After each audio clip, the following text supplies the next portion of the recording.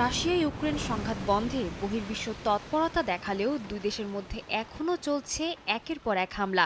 শনিবার বেরেজবিকা, জেলেনেপোলে সহ ইউক্রেনের বেশ কয়েকটি এলাকা দখলের দাবি করেছে রুশ প্রতিরক্ষা মন্ত্রণালয়। একই দিনে দেশটির বিভিন্ন দেশে এক রাতের মধ্যেই 133টি ড্রোন হামলার কথা জানায় তারা। চেরনোবিল পারমাণবিক কেন্দ্রের একটি রেডিয়েশন কন্টেইনমেন্ট ভবনেও রুশ ড্রোন আঘাত হানে। আন্তর্জাতিক পরমাণু শক্তি সংস্থা এই বিস্ফোরণের সত্যতা নিশ্চিত করেছে। ইউক্রেন এসব হামলার কথা নিশ্চিত করলেও এলাকা দখলের দাবি আনুষ্ঠানিকভাবে স্বীকার করেনি তারা। এদিকে হোয়াইট হাউসে মার্কিন প্রেসিডেন্ট ডোনাল্ড ট্রাম্পের প্রত্যাবর্তনের পর ইউরোপ যুক্তরাষ্ট্র সম্পর্ক নিয়ে উদ্বেগ প্রকাশ করেছেন ইউক্রেনের প্রেসিডেন্ট ভলোদিমির জেলেনস্কি। জার্মানির মিউনিখে নিরাপত্তা সম্মেলনে জেলেনস্কি বলেন, ইউরোপের উচিত এবার যৌথ সামরিক বাহিনী তৈরির দিকে মনোযোগী হওয়া। এদিকে মার্কিন প্রশাসনও ইউক্রেন সংঘাত বিষয়ে এড়িয়ে যাচ্ছে ইউরোপকে।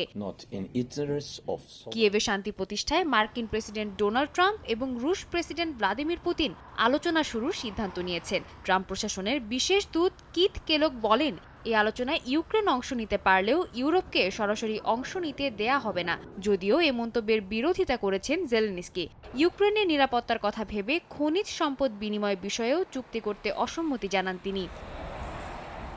এদিকে মার্কিন প্রতিরক্ষা সচিব পিট হেগসেথ বলেন, ইউক্রেনের ন্যাটোতে যোগ দেওয়া সম্ভব নয় এবং 2014 সালের আগের সীমান্তে ফিরে যাওয়া অবাস্তব। ইউক্রেনের প্রধানমন্ত্রী ডেনিস মিহাল এই অবস্থানের কড়া সমালোচনা করেছেন।